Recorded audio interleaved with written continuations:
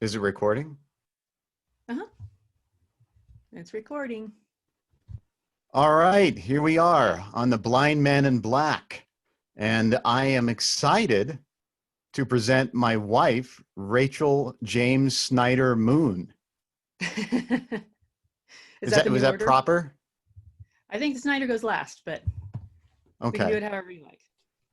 I kind of like Snyder Moon because it's kind of like Snyder Moon, Snyder Moon. Like there's a Snyder moon in the sky. You didn't like that I don't at have all? a song. No. So what are we doing here? What's happening? I don't know. This is your podcast. Well, I think there was pretty much one kind of focus with double focuses is the focus to introduce, what this is kind of. And then we kind of just have a conversation as husband and wife and see where it goes. All right. Well, what is this, Mr. Snyder? I'm not exactly sure. I was thinking about that. I was like, should I read like the website about page? Because I don't really remember. Everything is so fucking like chaotic and weird now. And I feel like everybody's memory is going, and mine is too. And I think we're just going to like suddenly just fade into this weird dementia, Alzheimer, like abyss where I was gonna say, do you think you have dementia? Who are you? I'll still take care of you. You promise? I promise. That isn't like the end, like you're like, that's I'm not crossing that boundary. No, that's not the deal breaker. Okay. Yeah, I was looking for that term. I couldn't find it because of my memory. Yeah, well. But to answer your question, what this is about is I wanted to begin this journey and many years ago, and I didn't. People had encouraged me to do something like this.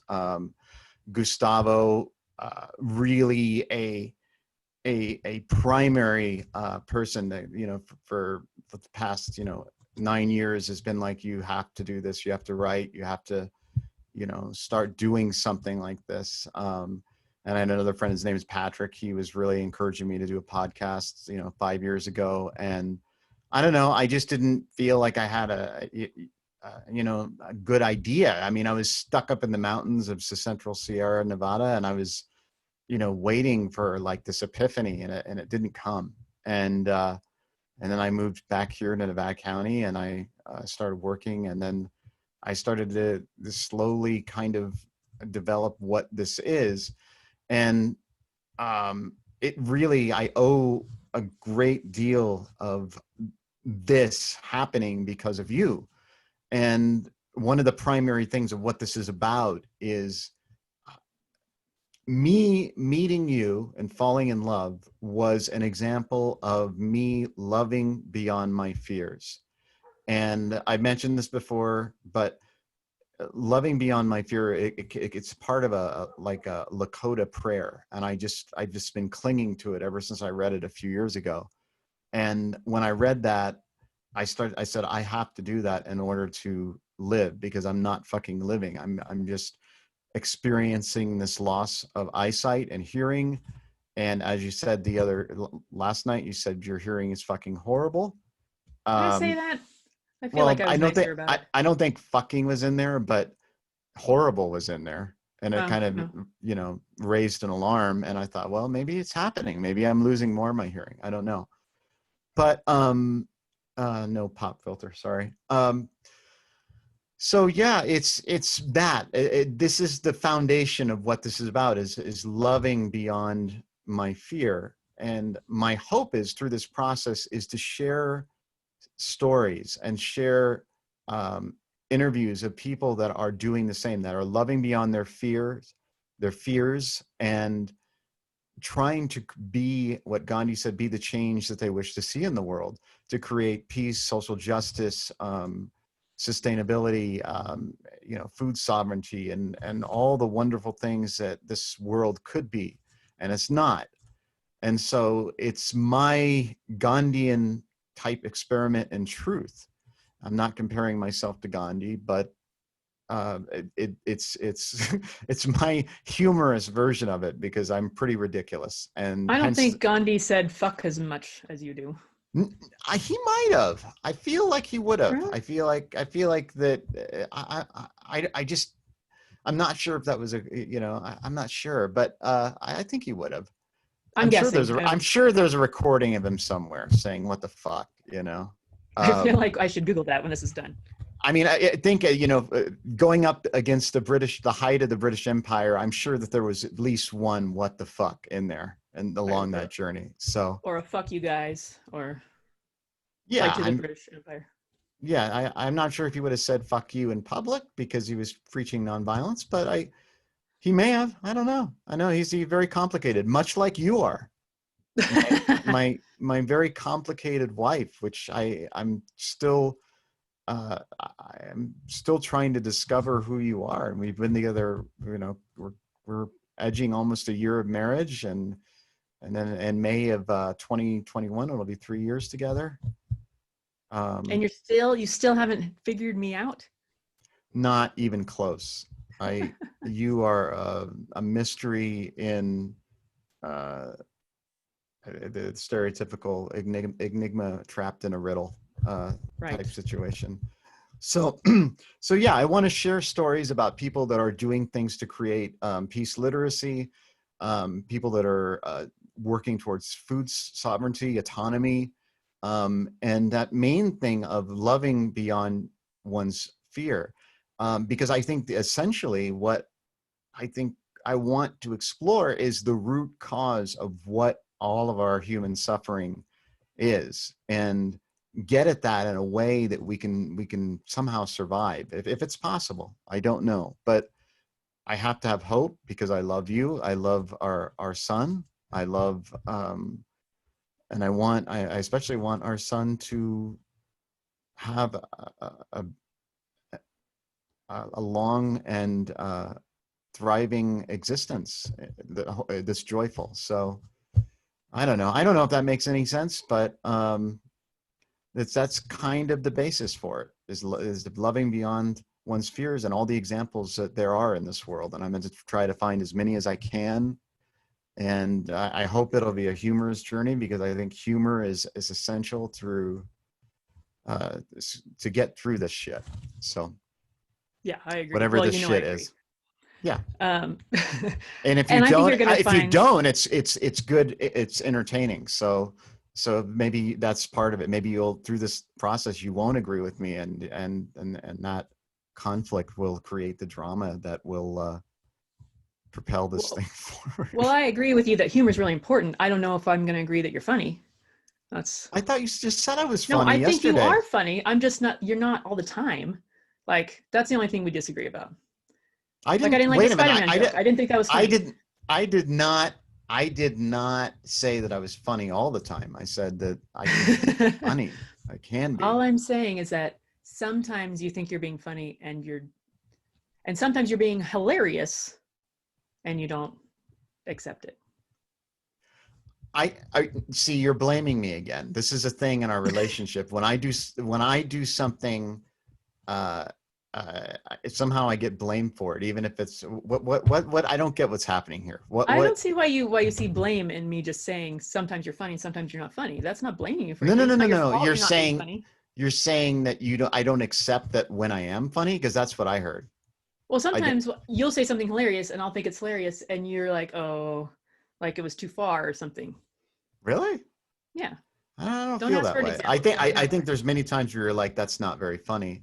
But I can't. It's a tough crowd. I got to work hard for these laughs. Well, for mine, yeah, and that's important, because I'm conditioning you. If you can if I think you're funny, that's my bar is high. I know, you're hilarious. So I not because I'm funny. I mean, I am. You are funny. But we're not talking about Rachel. But not modest in any way whatsoever. That's for sure. No, there's no reason to be. I mean, I openly admit all the numerous copious faults I have, but the things I'm good at, I'm good at. That's just how it is. I'm really bad at a lot of very basic things that Hey, most, I like like to any point out 5-year-old something. can do. I'd like to point out something because in a previous episode with Gustavo, I used um, the phrase that you hate, which is It is what what is it is. it is what it is, and you just said that's how it is. That's how it is Yeah. different than it is what it is. How That's what it so? is. It's pointing. That's what it is pointing as a thing and saying, well, that's what that is. It is what it is more like whatever. Whatever it is what it is, and there's nothing you can. It's not saying anything. The problem I have with it is it's not saying anything. It's like an empty statement. It is what it is. Well, that's very helpful. Thank you. Now we know it is exactly what it is. I think it's a I say it when I'm uncomfortable, and I feel like I'm out of control. I think that's an out of control statement. It is what it is, and language is important. I think that's Very another important. part of this process is talking about what language we use. I try to be nonviolent, and you see many cases when nonviolent communication. I try to employ nonviolent communications, and you have experienced many of my not so nonviolent. Can we talk about when we first met and I was yelling at Nico in the grocery store? Sure. And you were like, maybe I would, maybe you should try nonviolent communication. And I was like, ha ha. Remember? He was he was running and hiding down aisles. What grocery store was it? We were in SPD and he was, 3.5 or 4. And he was running and laughing and hiding. And I started hollering at him and it upset you. And you asked me to try nonviolent communication. And I was like, well, he's 3, so he's feral. Like it's not going to work. And I wasn't taking it very seriously at the time, although I will say that later on, I did pay more attention to the nonviolent communication thing, and I have actually used it successfully since then. But at the time I was a little skeptical, especially with, the kid. And so my shot at it was, I feel furious when you hide from me in the store because I have a need to not want to launch you directly into the sun. And you were saying that I wasn't very good at it. I mean, it's honest, but I think it would be probably something like, I have a need for you to be,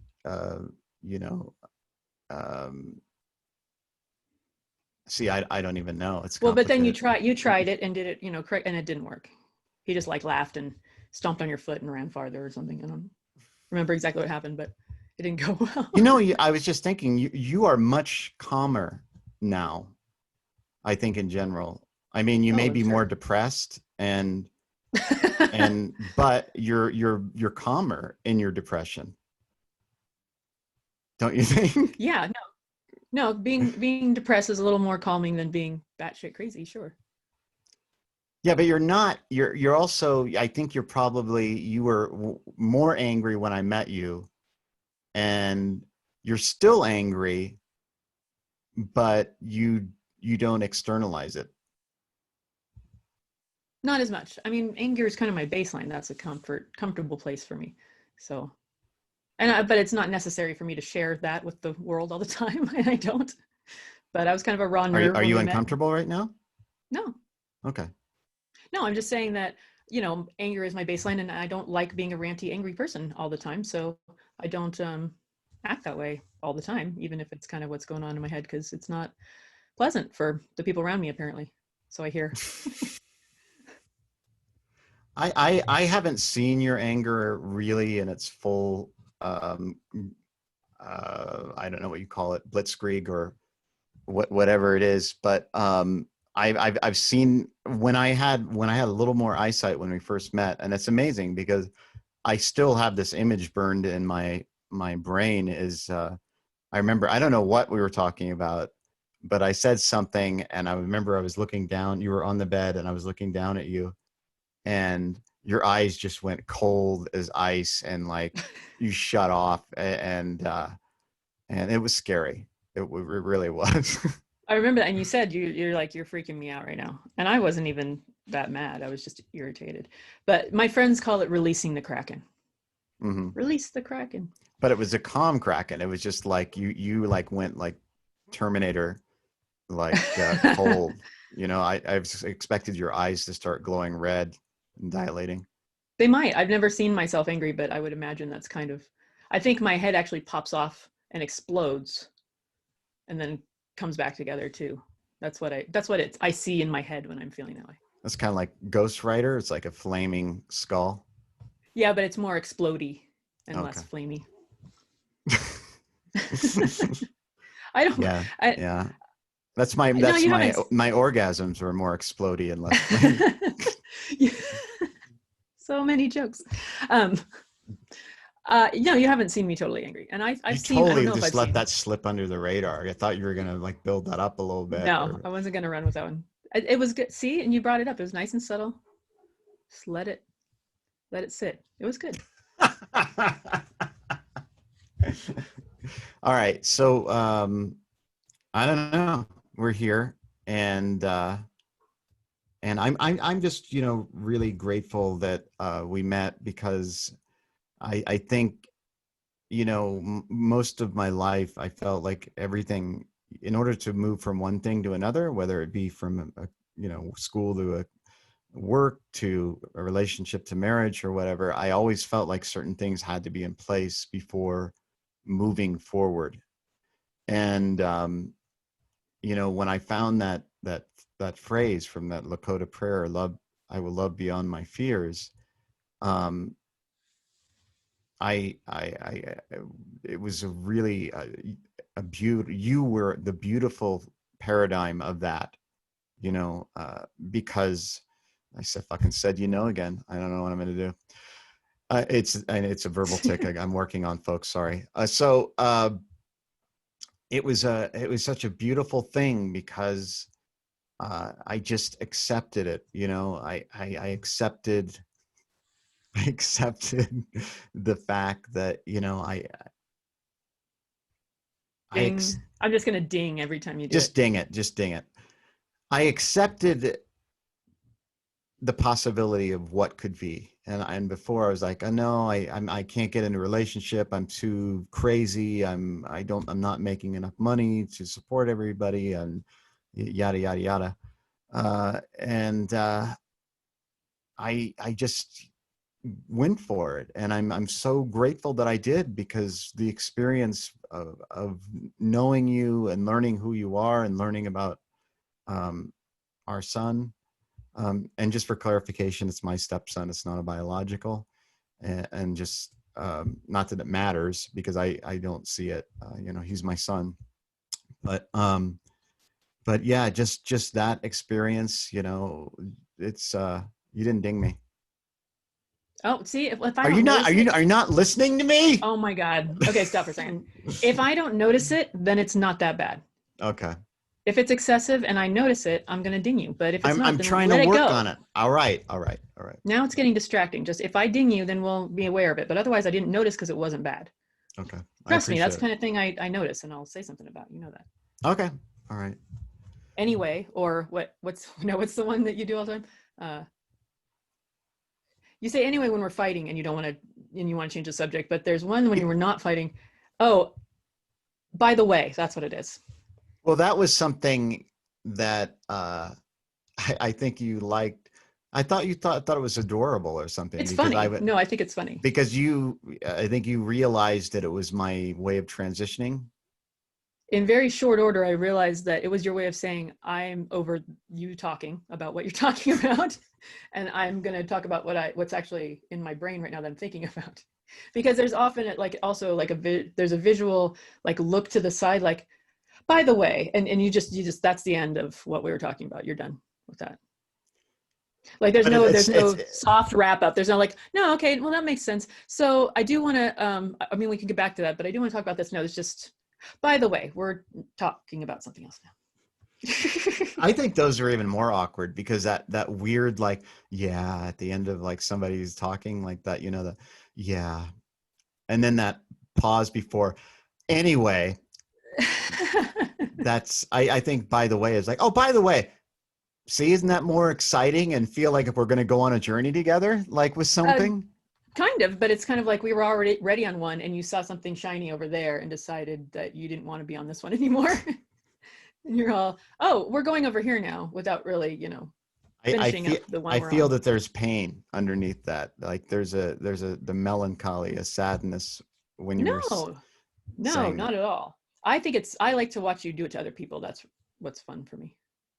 It annoys me when you do it. I really don't think that's what I'm doing, but maybe I'm lying to myself, and that's something that I should be aware of. Well, it's I usually mean, something totally non sequitur is why I think that, because, I'll be like, hey, what are we having for dinner? Maybe we should have some potatoes with some, and you'll go, by the way, did you remember to, and then you'll just totally change this. So it means you weren't even hearing there's no answer to the question. no, it's good. I'm glad you brought it up, because I got to cut, I'm trying to be a truthful person in every way. And I have to not bullshit myself, I Well, mean, and I might be, think about how many of you listening, how many of you honestly believe that you bullshit yourself? We're not going to get a response, but I mean, I'm here, waiting. I the see caller. nobody, just you. It's only you. I'm the only one that knows that I'm bullshitting myself? Well, I didn't hear anyone else speak up, Brian. Oh, okay. Well, no, but I I mean, bullshit myself all the time, and I know it. I haven't heard you say that. This is a revelation, folks. She has We not haven't said asked. that once in our relationship. This is live. Well, it's not. It's live It's now, but recorded. you're going to watch it We or have hear it later. Well, What? I'm not going to say when we're arguing. I think that's a good time, because that's the wall. I'm always talking about take down the wall. If you take the wall down, I come down with it. When you put the wall up, when we're arguing, immediately, that's when it ramps me up. I think it's a chicken and egg thing. Like, I don't know how to solve this, because I'm not putting the wall down if you're being a jerk. And once you stop being a jerk, I will. So, that's Yeah, like I think that's a little harsh. Who's gonna? It's rather harsh. Really? A little Really? harsh. Yeah. So are you saying I'm bullshitting myself right now? You don't think you're a jerk when we argue sometimes? I'm not saying I'm not. I'm just saying, do you think you're super nice and use nonviolent communication and are like being totally reasonable? Or I do not always use nonviolent communication. No. I would say 10 to 5% of the time I do. Is that accurate? 10 to 5? Yeah, sure. So I'm working on it. It's a process, and it takes an enormous amount of discipline, self-control.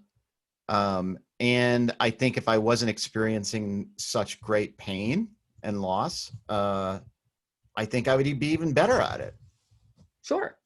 But I think that when, the times when it doesn't end up being used is the times that it's the most necessary. I mean, I think that's the point of it, right? Is to not escalate and to have open communication. And when you're disagreeing with someone is the time when that's most important, as opposed to just trying to use it on a 3-year-old that barks at people and doesn't respond to anything, except for his own.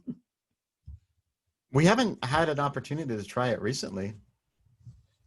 No, we haven't. That's true. We should give it a shot and see how he responds. Yeah. It'll be the next episode, folks. We're learning about him. Speaking of complicated. Yeah. Twin tornadoes. My wife and son, twin tornadoes. And what am I? I'm just kind of like a Labrador walking. No. See, no? I don't like that. That's not true. No, you're the calm in the storm. You're the eye. You're the eye of the storm. Yeah, but there's 2 of them. Where's the? I don't have 2 eyes.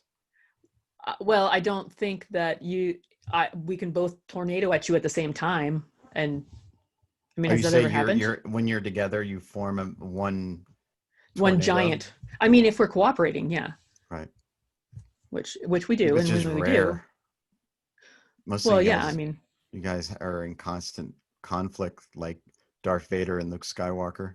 Have you ever seen 2 tornadoes like cooperate with each other? That's not really how they're. I thought they kind of dance around each other, and it's kind of a graceful thing. Kind of, I would say that about flying at 400 miles an hour at people. I would say that about us, about Weeby and I, for the most part, unless we're fighting, and then I think it's an angry dance, that's for sure. It's a fiery dance. We're a fiery people. Passionate. And you are water. You are cool, calm, life-giving water.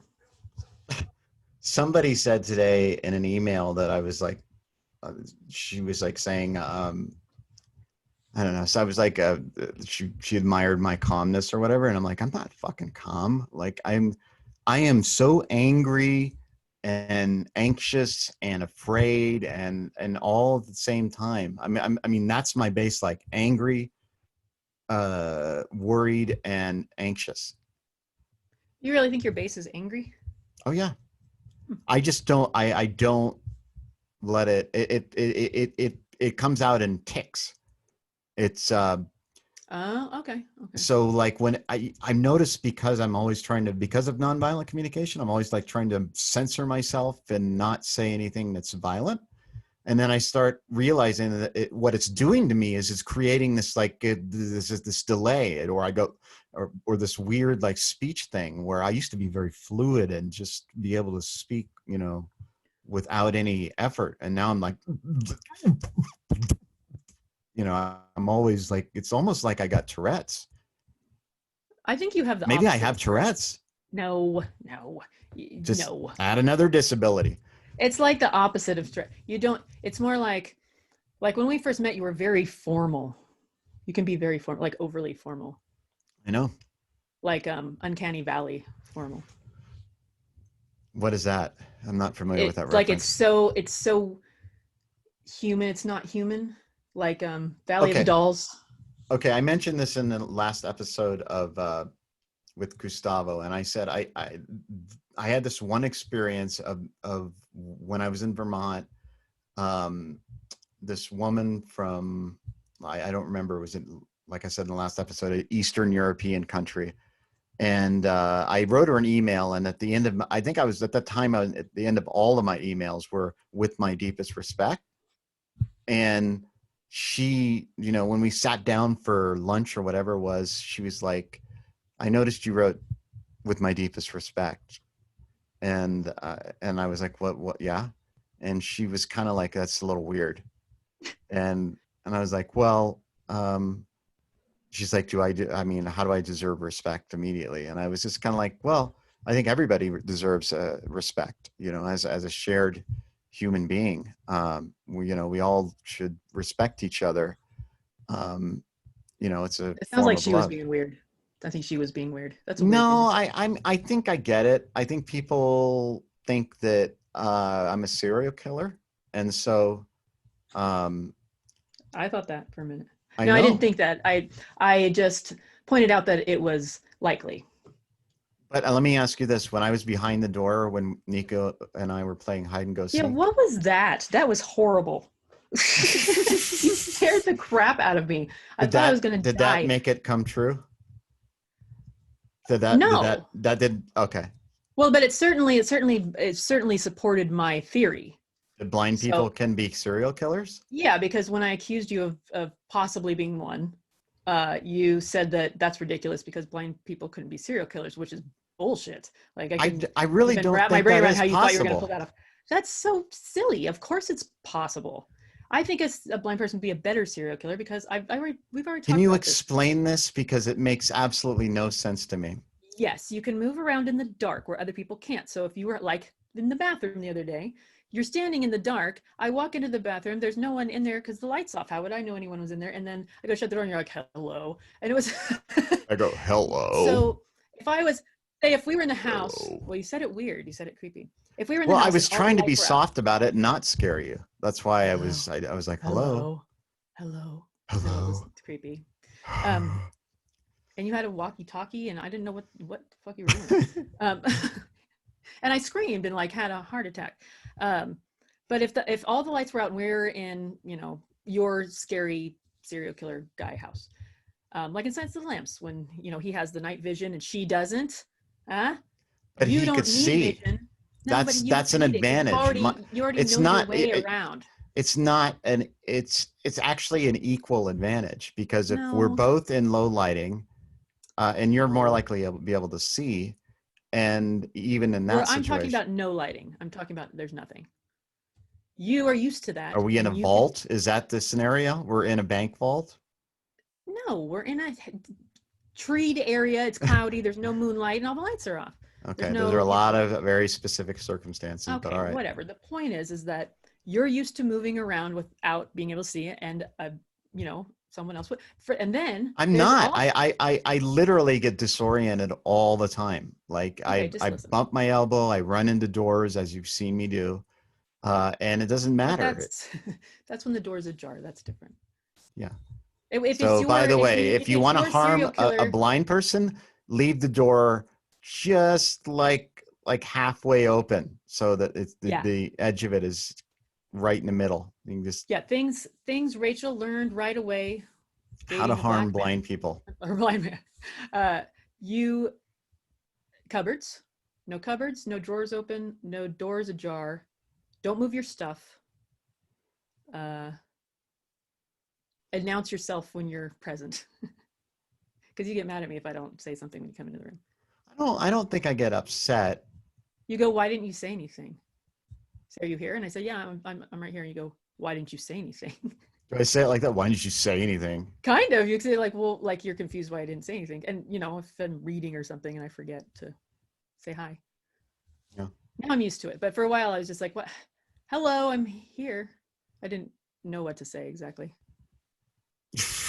I'm not used to saying something to someone every time I come within a certain distance. Mm-hmm. Because I ignore people a lot, you know, in general, kind of That's true. Very in true. racial land a lot. So you think I ignore you, but I have to be far more, you know, aware of your presence because I have to tell you where I am at. You know, I started thinking today, I was like, all I do is exasperate my family. That's I not true. exasperate you. I exasperate our son. I exasperate my mother. And I'm sure I exasperate everybody in some form or another. And I feel like I'm not exasperating, but the truth is I am. You know that you're exasperating. That's, you know that you are, but that's not all you are by a long shot. You're amazing and wonderful and occasionally very exasperating. Yes. But that's because you're tenacious and you don't, you're stubborn. And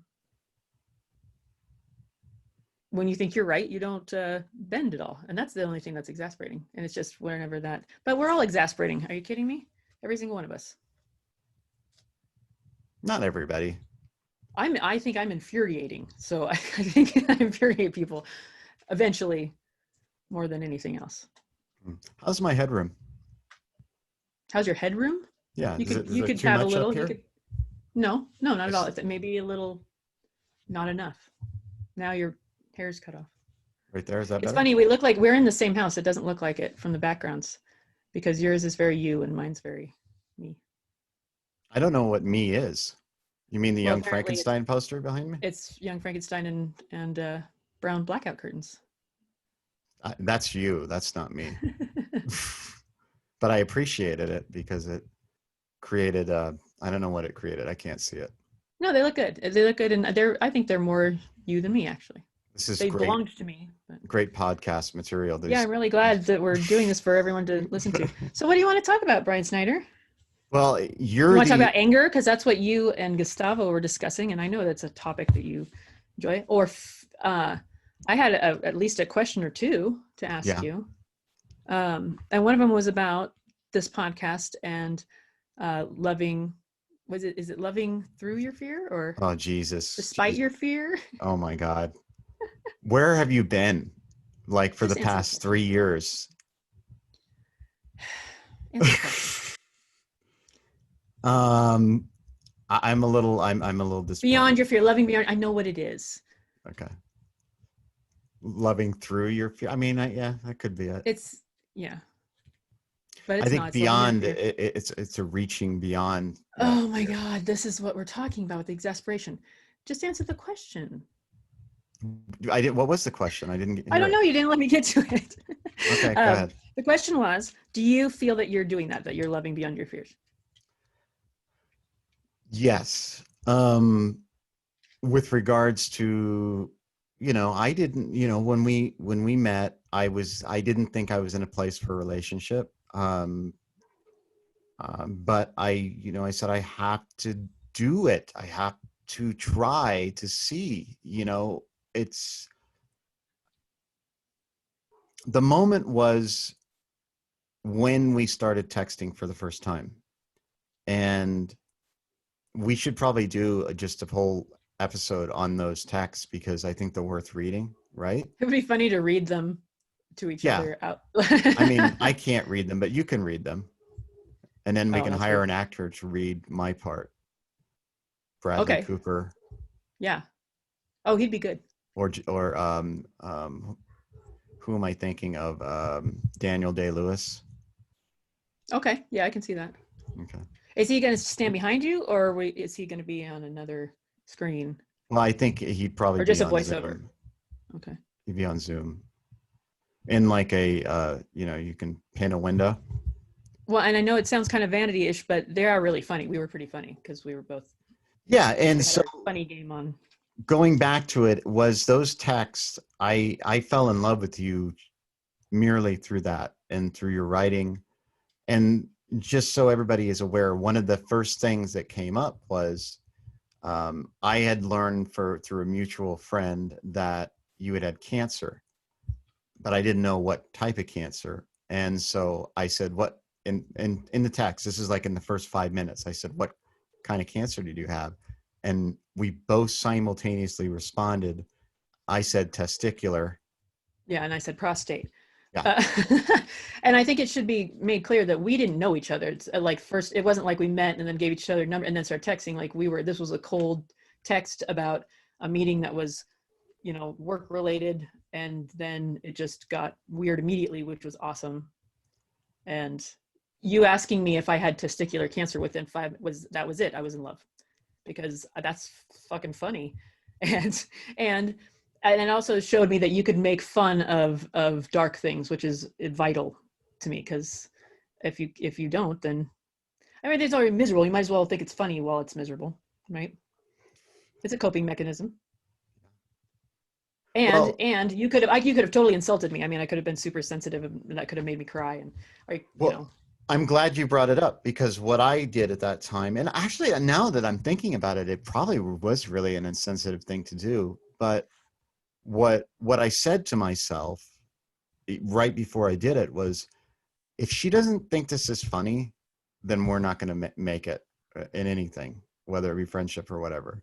I'm like, if she doesn't think this is funny. But the thing is, I didn't take into account the trauma of the cancer itself, the effect of that at all. I was just thinking purely on the basis of, if you don't think this is funny, that's it. But now I'm kind of feeling a little guilt. Well, I had no romantic intentions at all and no interest in getting in a relationship at all. And it wasn't until you made that joke that I was like, oh crap, that's hilarious. And I'm a sucker for that. And so that was the first moment I was like, no, Rachel, no. You're staying single. No, maybe not. You did just ask if I have balls. That's a turn on for me, I guess. There you go. I think I made a Helen Keller joke shortly after that. So that was, What was it about? You remember?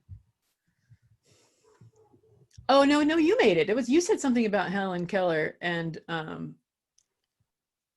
don't remember. We'll have to look back at it, but it was also. Yeah, stay tuned. This is something to look forward to, is our text conversation. This If is you how want to awful hear our people text talk to each other. conversation, please like this podcast and rate it. But I mean, what's happening to you? So I think it should be noted that when we met, which was not very long ago, it was only a few years ago, you did have some eyesight, you had a lot more than you do now. So Yeah. throughout our relationship, you were already using a cane and you were already blind, quote unquote, but since we've been together, that has changed considerably to a much different situation. So you've been going through this, horrible experience, this process throughout our whole relationship, whereas my cancer stuff had just ended and it was over for the most part. And so the fact that you could be funny about it right, while you're in the thick of it is impressive. Well, there isn't really any other choice, I think what I had to do was, and I'm still, I have horrible days. I have days that I want to just, explode into,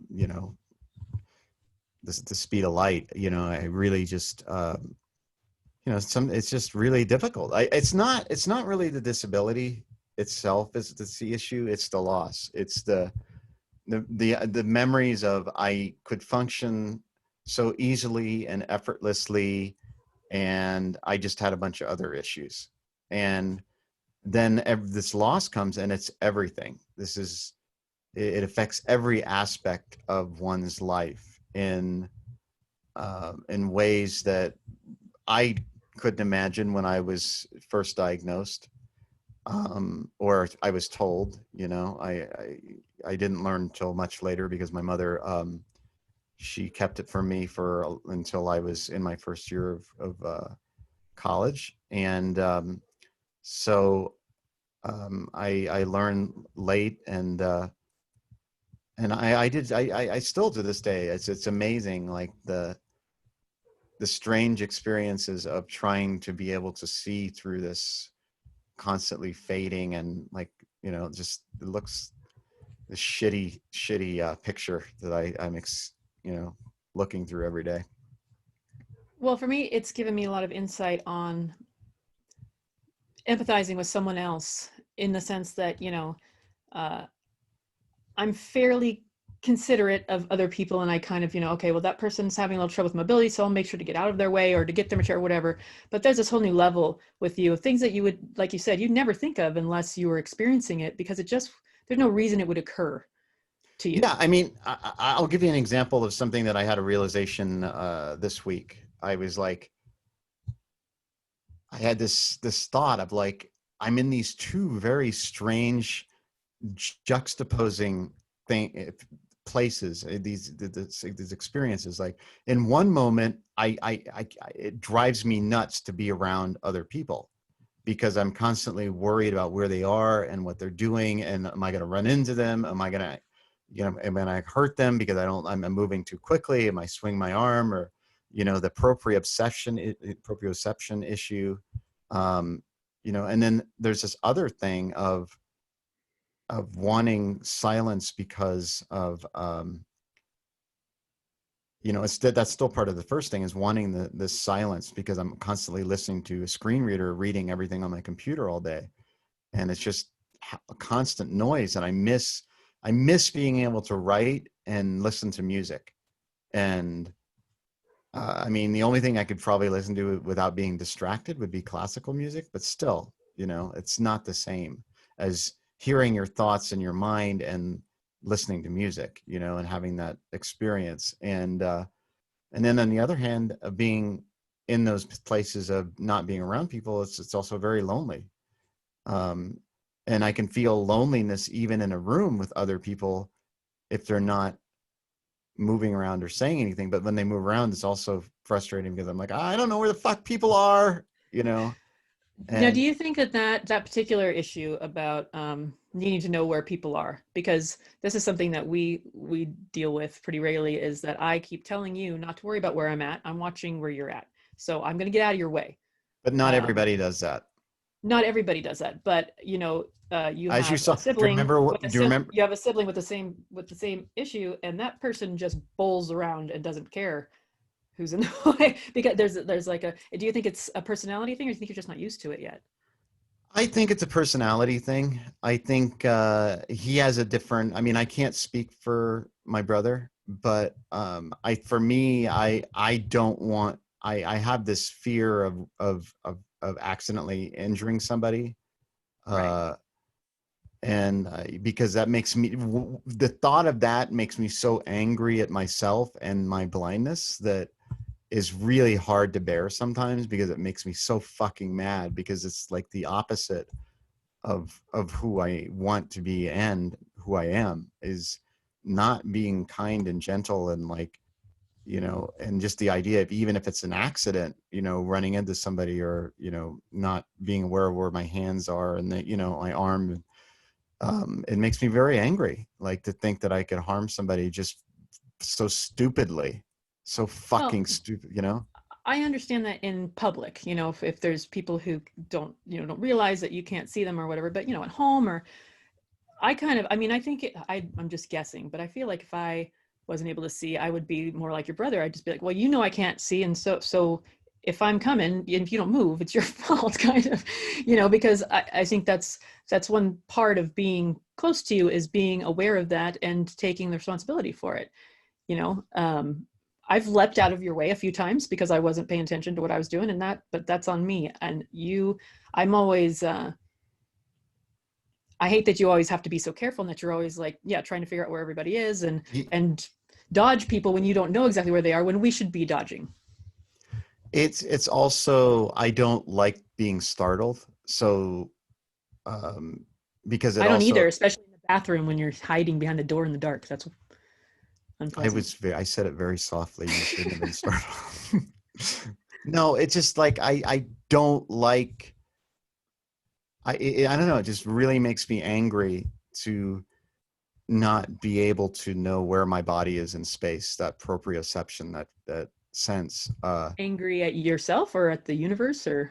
It's a little bit of everything, like why, why am I, and then I go back, I used to practice Buddhism, and I'm like, what did I do in my past life to, deserve this? There must have been something horrible. Something super bad. Yeah. Because I keep thinking of the metaphor of being blind and deaf to something. So I was thinking maybe I was a person in a past life that witnessed something horrific and didn't do anything about it. And that's my punishment. Yeah, this is why you have anxiety, because you think about stuff like this. You don't think that could be the case? No, I think that you have a genetic disorder and that it's not related to any karmic retribution. I like how you know that phrase, karmic retribution. That's very good. Big words. I know some big words. I wasn't being condescending. I'm not just looks, not just a pretty face. You're hot. I can just feel your sexuality oozing through Zoom. Yeah, that's what I do on Zoom, basically. That's what this platform is for, isn't it? Oh, wait, which? I think I've only used Zoom. Are you on online? Are you on hedonism Zoom or something? Is that like? No, I'm just testing the waters for, like if everything goes to hell and I have to get a new job and I'm gonna have to do something. I'm only good at so many things. There's only so much market for my skills. You have a lot of skills. You're very talented. You're a brilliant writer. And I didn't mention this at the beginning because I'm a shitty host, but Rachel has written for Atlas Obscura. She was the editor-in-chief for a while. And she has written for Playboy, Penthouse, started Odd Salon, co-founded Odd Salon in San Francisco, and it's also in New York now. Posy-Filled Pockets, co-founder, or actually the founder, right? Yeah. Founder.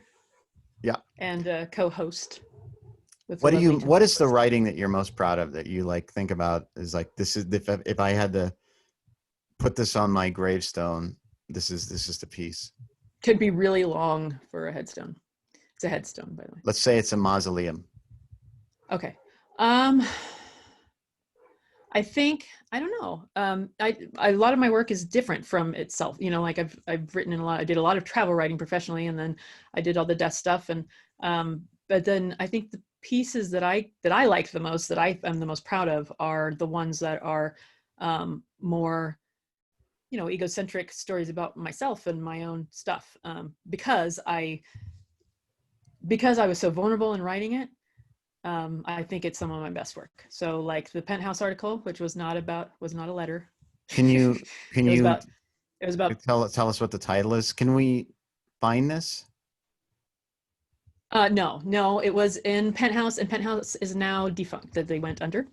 Right. And you might be able to, it might be somewhere on the website, but it's a pay site. You can't just look at it without paying. And so I haven't even seen if it's on there or not. So if you're looking for some porn, if you happen to already have an account, right? Which most people listening have a Penthouse account, right? That's my demographic. I think I want to make it clear that though I've written for these two magazines that are adult magazines, none of my pieces were adult content. Not that it matters, and not this problem, but also I wrote for them both as they were tanking, so that they both tanked directly after my involvement. Unrelated though. Probably, yeah. Yeah, unless, I mean, I wrote, well, what was I writing for them, right? I'm writing on like douchebag travel articles for Playboy.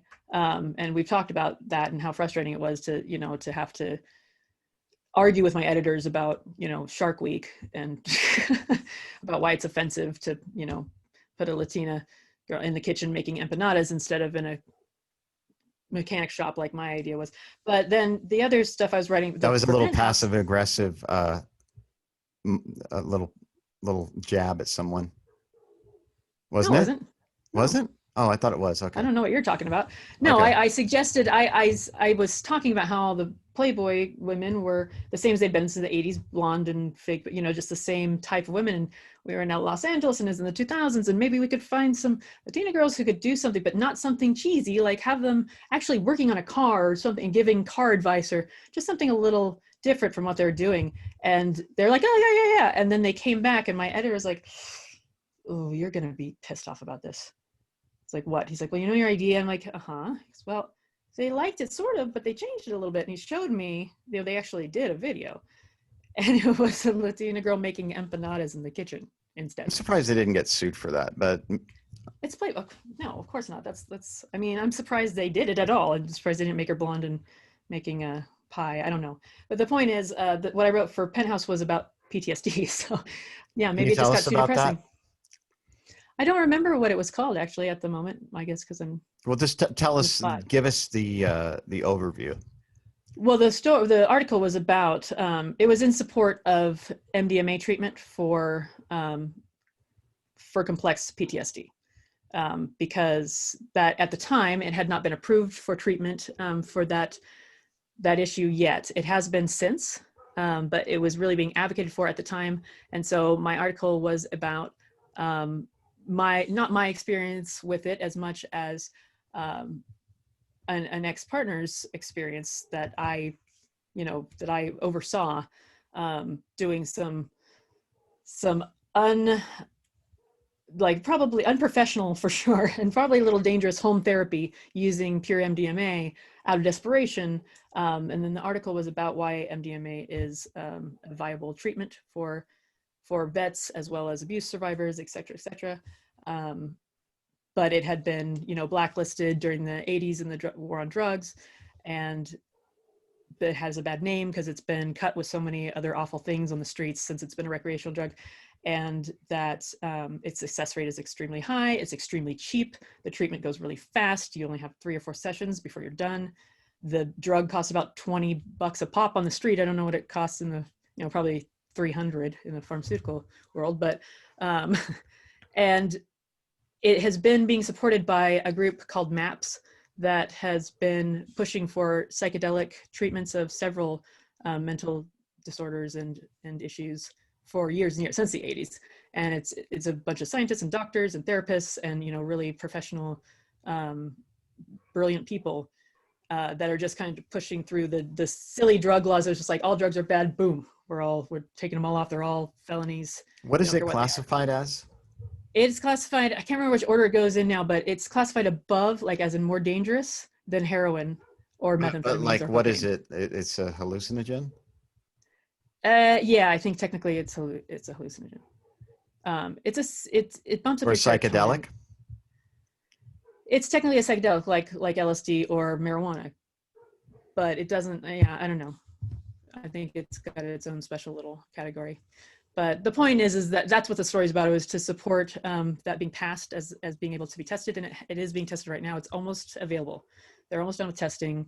It should be available on the market in like the next 2 or 3 years, I think, 2 years maybe. And this podcast is brought to you by MDMA. By MDMA, which is really hard to get, but not for long.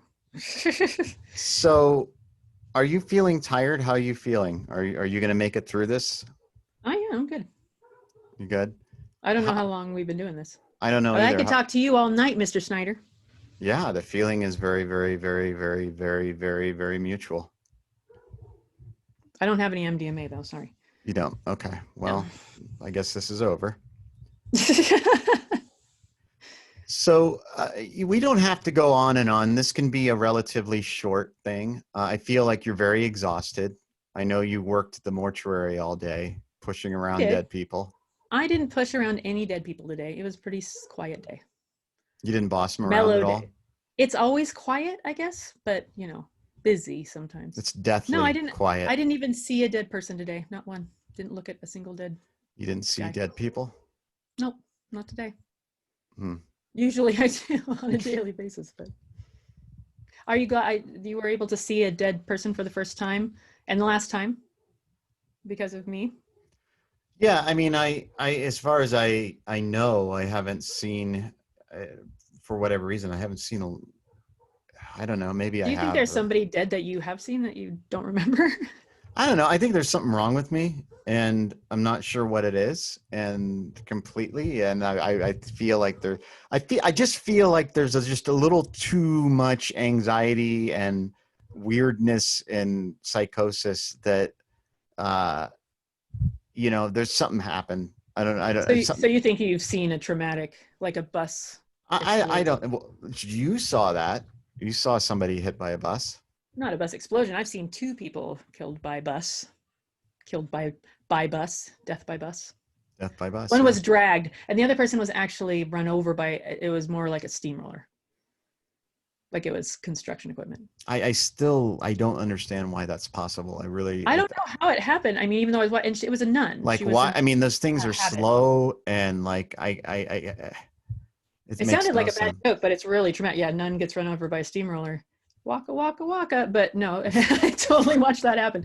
And then an officer went around afterwards to everyone who witnessed it to hand out these little flyers about getting help for trauma. Like basically they were offering some sort of term trauma something. And his name, God, I wish I could remember. It was something so funny. It was something very ironic to the situation. It was like flat or I don't know. I don't remember what it was, but the officer's last name fit into the scenario just perfectly. Like you couldn't have written it better. Steve Roller. Yeah, it was something like that. That was awesome. If I could Right. only get into my MySpace account, I would know because that's where I read the story. But Do you still have a MySpace account? it's still there. I can't get into it. I have no idea how to get into it. Did you have a song on it? I don't think so. I think I got on Friendster, or yeah, no, I did Friendster, and then I got on Facebook immediately. Like I was one of the first people that jumped ship from MySpace. You know, are we going to watch The Social Dilemma that just came out on Netflix? Do you want to watch that? I guess we have to. I feel like it's going to like do something to your world that you're It's not going to going to irritate like. me. Yeah, I'm going to be bothered by it, I'm sure. Rachel can be seen on Facebook. I'm not on the social media is the devil train. I'm just not. I mean, it's awful and it does awful things. I can see what it's doing to society, but I think that's our fault. You know, we could be using it for good or evil, and we're not using it for good like we could. But some people are, and I think that should be part of your show, because there are plenty of people who are using Facebook as a vehicle to raise money for people with cancer and to, start really cool projects. But then there's people that are just being dicks and making things awful. It's a bag of dicks, a big bag of dicks. My friend, Paul Chappelle, he went to West Point, Iraq. He's an Iraq war veteran. He left the army as a captain. One of his things now is he's the peace leadership director of the Nuclear Age Peace Foundation. And one of his projects now is to kind of show let me say this. His main project is teaching peace literacy, but part of that is showing where our society is going. And Google, Apple, Microsoft, all the major tech companies are gearing up to go into full artificial intelligence, augmented reality, virtual reality. And so we're not going to have phones anymore. We're just going to have glasses, and everything's going to be gesture based. And like the idea is like we're in this Zoom situation right now, but we're looking through a window, or you are. I'm just looking at a blur. But instead of looking through a window, it would be like feeling like we're in like the same room together, and we could literally interact with each other. And the implications of that are, one is somebody can create an avatar that is unlike them, or can personify whatever they want. and then do things very similar to the way social media is now. They can do it, say anything without any consequences really, and be anonymous and pretend to be somebody else. And so it's even is making that worse. And then people living out strange sexual fantasies or violent fantasies and like having no consequences to those is frightening. And so the whole Welcome basis to is the we're internet. not morally or ethically ready to go there, is what his premise is. No, I would agree with that. That as a culture, no, we're not. But We're he not feels, even. We shouldn't even have the internet. We're not mature enough for it, for sure. but he feels that it is like, you know, like you were saying, it's a tool. And he says that he can teach things in way in virtual reality that he couldn't teach in any other environment. There's no way. And I believe that because I did experience a little bit of that. He has a virtual reality part of his lectures. And it's true, but it's also very frightening, the things that people could do. I feel like it's going to breed like sociopathic behavior, but normalize it. And in essence, that's kind of what we're doing in our culture, because you and I watched Jeffrey Epstein, Filthy Rich on Netflix. And that's what our culture idealizes, is basically that billionaire, you know, it's only business, it's not personal bullshit, sociopathic, you know, we idealize that. And yeah, but I'm not sure it's creating it. I think it's just showcasing it a little more. I think it's idealizing it, is what I'm saying. It idealizes that it's making a celebrity of sociopaths. I mean, I think Bukowski had a poem about, and I think it's Dinosaur We, about, maybe it's another one about elevating or celebrating fools or something. I don't know. It was poetic, but I can't remember. Is Bukowski the best example for that? Because, you know, he was an abusive drunk. Not that I don't love him, because I do. I love his work. I think you know, I mean, like everybody that uses, they're trying to escape or stop the pain. So I mean, he was in enormous pain. He was horribly abused as a child, and you know, that was the way he escaped. And you know, I get that. You know, I mean, I would probably be drinking now if it wasn't for the fact that it doesn't do anything for me anymore. Well, to bring it full circle, most serial killers are also from abusive, very traumatic backgrounds. Yeah, and I'm glad you mentioned that. I'm sorry if that was too loud. I'm glad that you mentioned that, because that's what I'm really interested in, is what makes people take the path to loving, peaceful, gentle versus violent, destructive, hateful. Like, how do people make that switch, especially when they've been either abused or have experienced extreme trauma? That's part of this. This is part of what I want to do in this podcast, to explore about how people, like when I interviewed Gustavo Esteva, is he could have easily been like, when I was talking about him, you know, he was the youngest executive for IBM and Procter and Gamble. He could have easily said, I want this. I want the money. I want the women. I want everything. I want it all. It's that fucking Scarface saying, I want the world and everything in it. He could have done that, but he didn't. Right. And I still couldn't get a straight answer out of him about that. Like, what really, right? You know what I mean? It's like, maybe he doesn't, I don't know. It's well, because someone's like you, and he's done talking about something, he's just, we're moving on. He just says, I don't want to talk. We're not talking about that. Who says that? Who does that? Gustavo. But did you say who else does that? You. It's like you're by the way. He has a by the way, but it's not by the way. It's just, we're not talking about that. Well, what's your by the way? I don't know. You should be able to tell me that. We're not talking about, I don't know. I don't think I have one. I will be on alert for it, and we'll bring it to another episode. Yeah, pay attention to that, because I'm not sure. I think we're both a little bit exhausted. I don't know if you're tired, but I'm tired. Well, I know this last part of this conversation was hilarious. I think somebody could find humor in it. I think it's hard because there's a lot of terrible things going on. Everybody's miserable right now, and we got to talk about that stuff, but also try to make it funny and try to be funny and find the jokes in it. And it's sometimes it's just not funny. I feel like right now nothing's funny, so it's hard. But I think the we'll worse find it gets, the balance. funnier it gets. I think that's really where it's at. Is the worse it gets, the funnier you can find the humor in it. Yeah, I used to, my best friend Sabrina, we used to have a joke about because I make a lot of bad decisions and I've done a lot of things to kind of perpetuate my own misery, but I also have a really bad luck. Like a lot of bad things happen to me just out of like on top of that. And Sabrina used to have a joke about just that things would pile up, and she'd be like, wow, you were Hitler in a past life, weren't you? Like you must have been because no one else. See, it's like that karmic retribution thing. And I was like, why? Okay, but when does it stop? Like how much punishment does the next life of Hitler have to withstand? And she's like, I don't know. You let a few Jews go and they're loose. So, and the joke was like, if only I had gotten everyone, then I wouldn't be suffering now.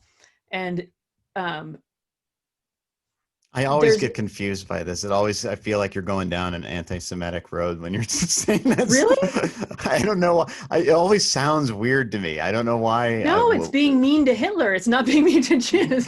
It's a joke against Hitler. I don't know. So the way you say it, it always sounds odd to me. I don't know what it is. Maybe it's because I'm not Sabrina saying it, and the way she has like a dryness that it works with. That's not my style. Right. But but the point is like that's the only thing we could even go to make it funny because it was so bad. Like it had to be Godwin lawed. You know, Godwin's laws. Could you let everybody know, please? Godwin's law is an internet law where if I might be misquoting exactly, but it's when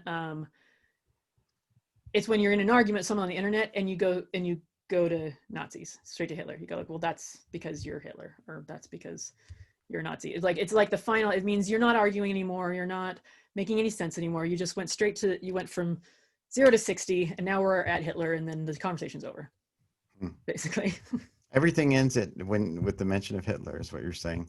Yeah, like Hitler's the epitome of horrible. So once someone goes to that, then there's nothing else to talk about. That's my interpretation of it. Speaking of that, fascism. By the way. See, that was my transition.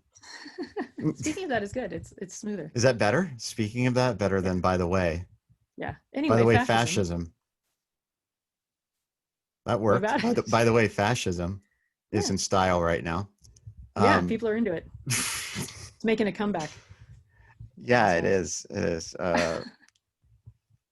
So how do you feel about that? What have you witnessed? Don't call it a comeback. It's been here for years. What have you witnessed locally? What have I witnessed locally?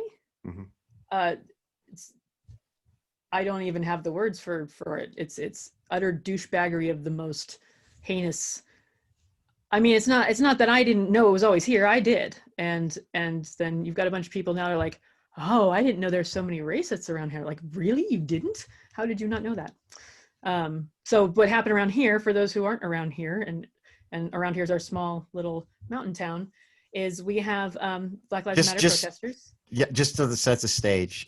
We live in Nevada County, which is northeast of Sacramento, about an hour and a half. Is that fair? Yeah, an hour. It's between Sacramento and Tahoe. Yeah, Reno, whatever. And it's what population like the county is 99,000. 4090. 18. And our town is 3,000. Is that about right? Well, I mean, yeah, the total population is almost 100,000, and then I don't know. I don't know how they. I mean, you're talking about like the city limits. Yeah, just Nevada City and Grass Valley. No, just. I don't know why they don't just combine it into one. It's so. It's like either side of the hill in LA or San Francisco versus Oakland. Like that, there's always like the two factions.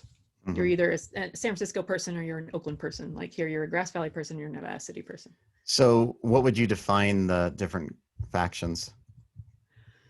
I probably shouldn't, but because I can only think of like insulting descriptions for both sides. But and to be fair, I was born here and I grew up here and I lived in both cities or towns.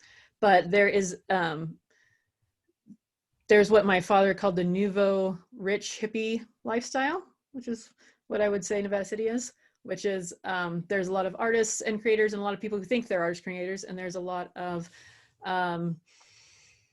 hipsters and people from the Bay Area that moved up here and brought a lot of their culture with them, and a lot of some of their douchebaggery as well. And then there's a more, locals or people who are several generations here that are more blue collar, and this is a very isolated place. So the people who have never left here are in kind of a bubble of sorts about the rest of the world. And then there's a lot of people who have moved in that have been out in the world and know what it's really like. And that's what's happening right now, is there's a lot of people who only get their information from media, whether it's the TV or Facebook or whatever. They've never actually seen a protest. They've never actually been in a riot. They've never been in a hospital big enough to hold more than 10 COVID patients. They just don't have a personal experience with a lot of things because they're in such a small area and they don't leave it.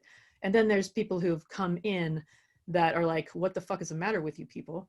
And to be fair, those people are like, nothing, you came here and everything was fine until you came here. And then there's obviously tons of local people who are not, who have been out in the world or don't need to be and can still actually put themselves in the place of others, environments. And there's plenty of, ignorant people who have moved here. But the point is that there's this disconnect between world events and how they play out here, because they don't really play out here, not to the extent they do in other places. So there's people who have been online and they've been watching the Black Lives Matter protests, and then they're seeing the violence and they're seeing Portland and what's happening up there, and they're scared it's going to come here. They're afraid that is right around the corner, when they don't understand that we don't have the same issues that a city like Portland has, and we don't have the same dynamic, and we don't have the same environment, and we don't have the same problems, we don't have as many people, and it's a very different situation. No one's going to riot here. Like, who? 10 people? And there's only 4 stores, and they're going to break the 3 windows, and it's not. When you get a crowd of 700 people, and you've got a lot of them are being affected by the issue directly. And that's the other issue, is that we don't have a lot of people dealing with the issues that people protesting in other cities are doing. They're protesting in solidarity for the most part, which is awesome, but they're not in the same level of desperation and anger and having enough of it, because they're not the ones experiencing it. So you have them, and so we have a lot of protesters that are here, and they're doing marches, and they're, they have their signs in the corners, and it's totally peaceful. They're being fine. It's usually families, they're letting their kids try out, civil action, and they're trying to teach their kids how to stand up for other people, and it's a very wholesome thing. And then the rumor got out that Antifa was busing people up here, busing rioters up, which doesn't even make sense. And that fear fed this anger towards the Black Lives Matter protesters, and by locals who were like, those are not people from here. They're people who are bussed here by Antifa, which are, a terrorist group, and Black Lives Matters, which is not what everybody thinks it is. It's a bad thing. And they're not from here, and they shouldn't be here, and they shouldn't be in our town. So a couple weeks ago, and by the way, the protesters are from here. I went to school with several of them. They're all locals. If there's like a couple of aunts from out of town that happen to be there, that's one thing. And then on the other side, there may be a guy or 2 from Roseville, but everyone's from here. And they're both thinking that the other side's being bussed in. By who and from where, I'm not sure. But there was a protest, a peaceful march going down the one street in town, and it was blocked by some, the word the media is using is anti-protester, which I disagree with, because, I'm sorry, counter-protesters. Because counter-protesters stands on the other side of the street with their sign. They don't attack the first group of protesters, which is what happened. They made a line, they blocked them from walking, they were physically aggressive, they tore signs out, they pushed people to the ground, and then they began to herd them With the police's help, with not, that's, you know, depends on who you ask. There was not very many, there wasn't a lot of police presence. What was there was not really having, they didn't arrest anyone and they didn't really stop anything from happening. And several people were assaulted and phones were dropped down storm drains. And one of the main things is people were yelling, "We're get out of here, get the fuck out of here. You're not from here, go back where you came from, not in our town." And then the people who were being attacked were like, "Well, I live right there. I can see my house from here. What are you talking about?" And as someone who grew up here, I'm like, I know him and her, and they're both from here. Oh, this is terrible. And so the problem is that, you know, I believe that this attack was done because people were scared. They were scared that after, especially after COVID and everyone's, you know, stressed for money and everyone's in hard times and everyone's scared anyway. They're scared marauding looters were coming to, you know, to ruin their businesses and kill their children or whatever. And they were told that by someone, who knows who. But that rumor was put out and they honestly believed that. I think that when they got there, they honestly believed that. And then when they realized they were wrong, if they did, they doubled down and couldn't admit that they were wrong and just are kind of running with it. And they say that it's about the police, about supporting the police, because our police force does not, you know, they don't shoot people really very often. There's not crime like that here. And we have like, what, Nevada City, how many police officers do they have? 3? You mean like 5? Like how many? I don't know, but it's not a lot. It's less than 10, right? I don't know. It's something like that though. Yeah. Like it's like, you know, Mayberry, like, you know, half of them. It's not, you know, this isn't a giant city with those types of issues, but half the people that were on the attacking side were felons. So, you know, it's like, they're not there for the police. This is about something else. So I don't know, here it's a tough thing because everyone knows each other. And so it's not a faceless crowd going up against a faceless crowd and violence happening. It's people who went to high school together. It's people who, a lot of us are watching new and loved people on both sides and we're like, oh God, no, and have to choose now. And it's splitting the town apart, in my opinion. Well, in Rwanda, that's exactly what it was. I mean, it was, you know, neighbors against neighbors and massacring each other and, or massacring, you know, one particular group. And I mean, it's, you know, I mean, that's a false equivalency of what's happening, but I mean, this is like the seed of that, you know, it's like that. Well, it's another example of how it isn't like Portland. This isn't, what's happening here isn't like Portland, because that's a civil rights movement that's in the heat of the moment. This is not about that as much. This is more about the two faces of this area. You know, kind of the nice, friendly, hi, how you doing? Oh, seeing you down at the store is getting ripped off. And we're really seeing where people stand because it's being forced. And it's really, there's a lot of turmoil because of it here. Well, in one sense, it's good though, that we're hearing it, because, you know, that's one of the things that Gandhi said was, and I'm not sure exactly what the quote was, but he was like saying it's better for somebody who is a racist to speak their racism than to be racist and not know it. You know what I mean? They're not voicing it. So I think that what he's essentially saying is you can begin to do something about it when it's spoken, but when it's in silence or systemic and you can't, it's much harder to deal with. Yeah, but they're not they're not like, nope, you're right, white is right. You know, they're not admitting it. They're doing the all lives matter thing, which, right, you know, is a, you know, fallback to pretend that it's not about race when it totally is. Yeah. And, you know, me and my big mouth, I'm running it off constantly on the internet because that's what I do. And where can people find you on the internet if they want to? Oh God, you know, are on you my still? website. Is your website? What? Is it? My website's No, go still ahead. live. My website, rachelsjames.com, is still live. I don't do much with it at the moment because I'm funeraling, and that's not something you can write about too much. Darn it. Yeah, you can see me on Facebook talking. What did you say you were doing? I said I'm funeraling. Oh, funeraling. I was like, what? What's okay? Well, I mean, I write about my life and my work and what I do. And right now I work in a place where privacy is, you know, a big deal. So I can't write about half of it. I can't write about more than half of it. I can't write about much of it. So that's weird. That's a weird thing for me. So my point is I'm not using the website as much, but I am running my mouth on Facebook often. Okay. And you can find me because my page is, whatever, Facebook at Stop Looking for Me. So why don't we do this? We can definitely continue the conversation, but let's end it with one of our like date night questions. And Yeah, don't get me wired up about the fascists because I'll freak out. Yeah. And it's late, and we both have to work tomorrow. So, what's the question? Well, I have to have the question?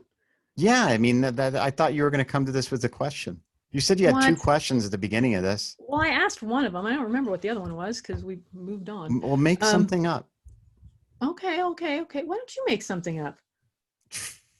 This is your because show, technically pal. you were supposed to interview me. Yeah, and then you said, okay, anyway. What did I say? Anyway. What did I say? We'll talk about that later. No, tell me what I said. You said not to prepare. It was not a big, we're just gonna have a conversation, and that you were gonna ask me stuff. I didn't really think you would believe me. I just not prepare. No, I thought you would totally prepare if I said, don't worry, don't prepare. I did, but then I didn't. Then I put my notes down, and I don't know where they're at, and no one wants to watch me look for them. Let's see. God, no, all my questions were not. I don't know. No, you think of something. No, you do it. You hang up first. Let's do that. Where's my cell phone? That's where they are. They're hiding on my cell phone. What is your greatest regret? Oh, I think that's a terrible question. My greatest regret? Do you want me to go first so you can think about it while I talk? No, because whatever it is will probably make me cry.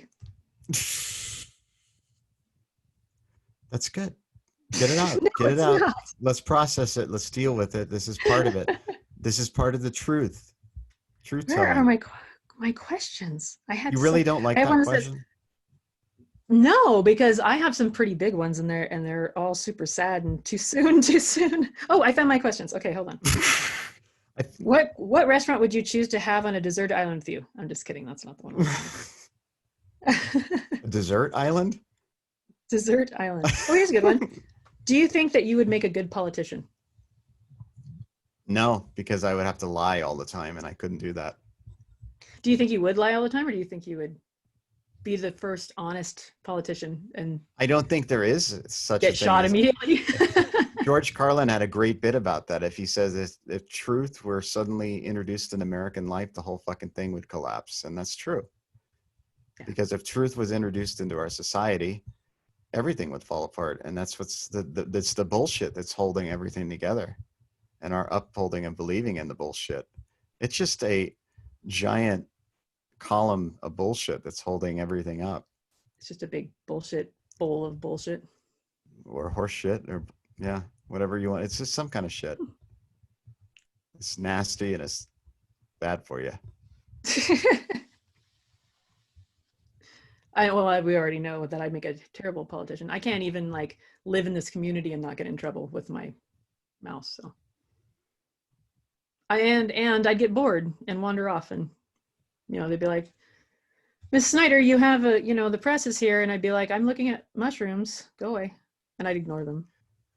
Can you explain that? Because people are going to start thinking psychedelic mushrooms immediately. Oh, right, because the MD. No. I'm drug-free.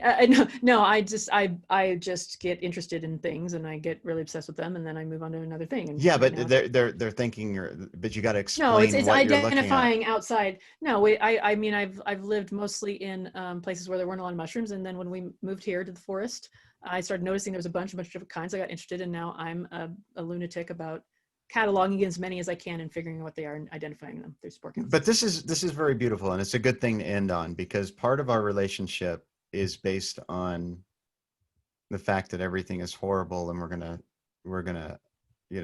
everything's gonna end. And our for those of you that don't know, and our song is "I Will Follow You Into the Dark" by Death Cab for Cutie. That's our love song. Our love song. That's and dark. It's about dying. And so we have this thing, we were going to do a podcast together almost 2 years ago now. I mean, it's been a long time. We did like one, and then we never did anything with it. And the whole point of that was, it was called something, we didn't really have a title per se, but it was because we were fighting yeah, about the title. We couldn't yeah, agree on it. it was Love in the Sixth Extinction or something like that. Yeah. And and so we have a connection to death and loss that brought us together. You experience an enormous amount of loss with your boobs, and then your father. My boobs and my father. Those are things I lost.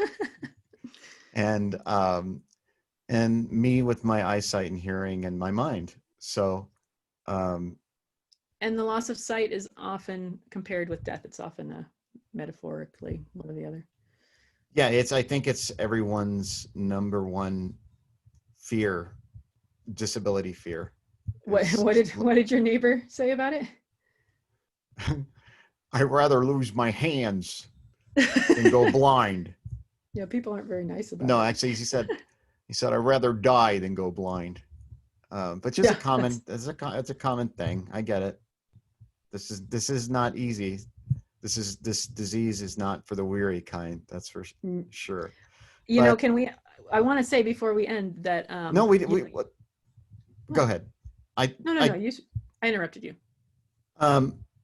But I want you to remember that. I'll bring it up. But the whole point is the mushrooms, what they mean and why you like them. I wanted you to explain it.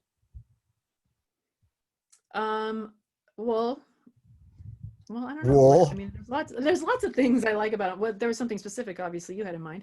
I love that they decompose and that they're part of life and death, and they're connected to everything. There's the mycelium or whatever it's called, before they actually, mushrooms that bloom like a flower of what's underground. That's all connected to itself, and there's no life without that fungus, and without that fungus eating up the death and decomposing, and there's no life without it. So I like the connection between the two because, my life is pretty steeped in death, and it's nice to be reminded of the purpose of it, which is renewal and new life, which is why I like gardening. And, I like a lot of things that are metaphorically deathy. It sounds like a dating profile. By the way, your Facebook page looks like a dating profile now. Mine does. Why? It's got all your interests. Like it looks like a. It looks like a date. It looks like a OK Cupid account. No, why? Because it says I like gardening and like roller skating. It doesn't say like I like brown-haired guys and long walks on the beach. It's like my interests, and like I said, I was like late at night and I was like, oh, here's a new thing you do. Oh, I like doing that. Oh, I like doing that. Oh, I like doing that. And I just poked buttons. And I've actually looked at it recently. It looks terrible because it's like 18. Like I like a lot of things, so it's really obnoxious. I look like a 12-year-old. Little emojis next to all of them. I can't see them, but anyway, by the way, it's the end of the show, and this is the launching of the podcast, this show right here. And Are you sure? Oh yeah. This is the way it is. This is where we're at. We're both exhausted. We both work full time, and this is what it is. And I'm super rusty. I'm pretty rusty too, to be fair. You're great. You're great. I love you. I mean, you're fabulous, and I am immensely grateful that you are my wife and that you have allowed our son into my life, and you have helped me to love beyond my fears, and I hope to continue to do that for you and our son, and I will continue to keep doing that for as long as I live, which feels like not much longer. Or I didn't say that, but I don't know. I wasn't sure which way you were going with that. Like it's never going to end, or it's all ending soon. I don't know. Well, as we've discussed, I wouldn't spend the apocalypse with anyone else. Thank you. I love you, and I'm grateful that you're on this. I won't say honored because that upset Gustavo. He didn't like that. Oh yeah, I saw it. He was not into that. Yeah, not into the fact I that I love was him. honored. Yeah, I love him too. And if you have not listened to the 3 episodes of Gustavo and he's a very lovely, special, compassionate, one of the most loving people I've ever met. And I hope you will enjoy him as much as I do. So anyway, this is The Blind Man in Black. This is our pilot episode. And if you want to learn more about The Blind Man in Black, go to blindmaninblack.com and you can listen to the podcast or find us on YouTube. There's no, that's us. And do you want to say anything about your stuff, Rachel? Is there anything you want to mention? What stuff? My stuff is the mortuary and teaching kindergarten all of a sudden. That's my stuff. I got no stuff. I'm She has working. Yeah, stuff. I'm working on a screenplay that I'm never going to finish. Ta-da! You can look for it never, because I'm never going to finish it. She has stuff, and I want to say this before we end: is that she is an amazing writer, and I know for a fact that I would have fallen in love with you had we not met just by reading your writing. No, really, because all my writing is dark, dark, dark. I don't know what it is. It engages me in a way that I hunger for your words. I hunger for the next one each, and it's the same my desire for you. That's and I hot. love you, and I'm always going to be grateful for what you've given me, which is profound. Oh, okay. Stop. You're making me shy. All right, I'm going to stop the recording. Thank you, everybody. All right.